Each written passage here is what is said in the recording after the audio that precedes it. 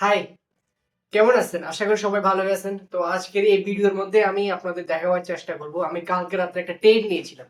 যেটা ছিল আ গাইড ইউএসডির মধ্যে। ওই ট্রেডটার মধ্যে কি আমার প্রফিট হয়েছে নাকি লস হয়েছে নাকি এন্ট্রি হয়নি, ওইসব কিছু আমি দেখাবো এই ট্রেডটার মধ্যে। আর ওই ট্রেডটা আর পিছনে আমার লজিক কি ছিল, প্লাস নিজের যে সেটআপ আছে না, সেটআপটা কি ছিল, ওইসব আমি দেখাবার চেষ্টা করব এই ভিডিওর মধ্যে।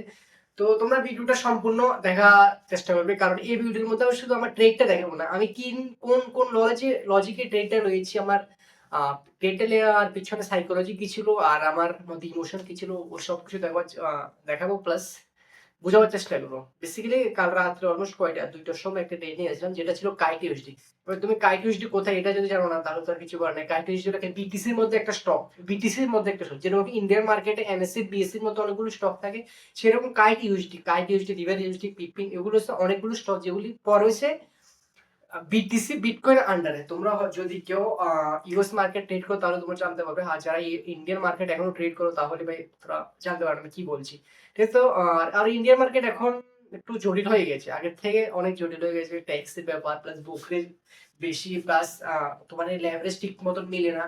সেজন্য আমরা মোটামুটি, আমরা বলতে আমার মতন অনেকজনই বিটিসির মধ্যে মুভ করেছি, কারণ বিটিসির মধ্যে তোমার মুভ গুলি বড় বড় আসে। আর একটা কথা হচ্ছে তোমার ওখানে লেভারেজ বেশি মিলে, আর তুমি ইন্ডিয়ান মার্কেটে 5% একটা মুভ মিলতে অনেক লাকিলি।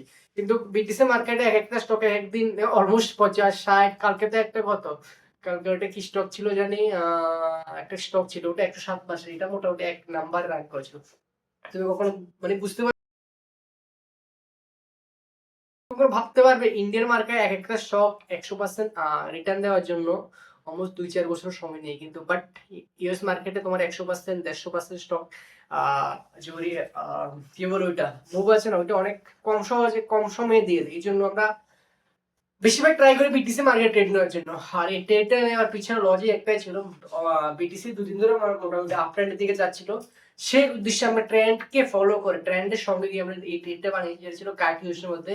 দেখো এই জায়গার মধ্যে মার্কেট প্রথম আপ ট্রেন্ডে গিয়েছে, তারপর একটু কনসোলিডেট করছিল, এই জায়গাটার মধ্যে একটু কনসোলিডেট করছিল, এই জায়গা দেখে আমরা ট্রেড নিয়েছি।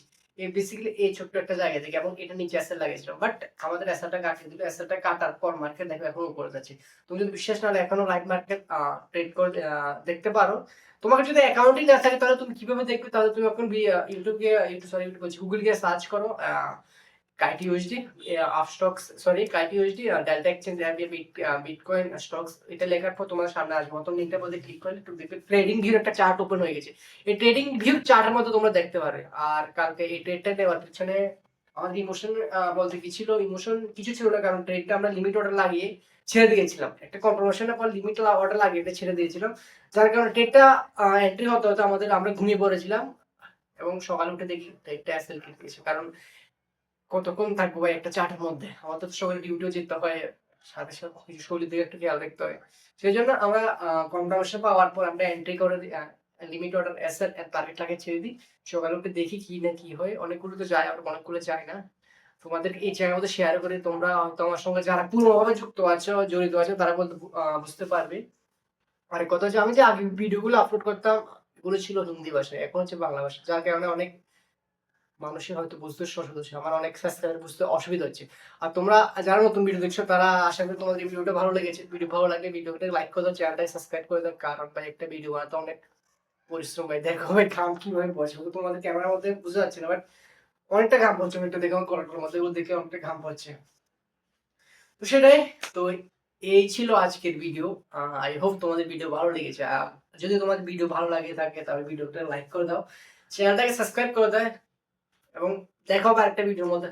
ততক্ষণ পর্যন্ত ভালো থেকো। টাটা।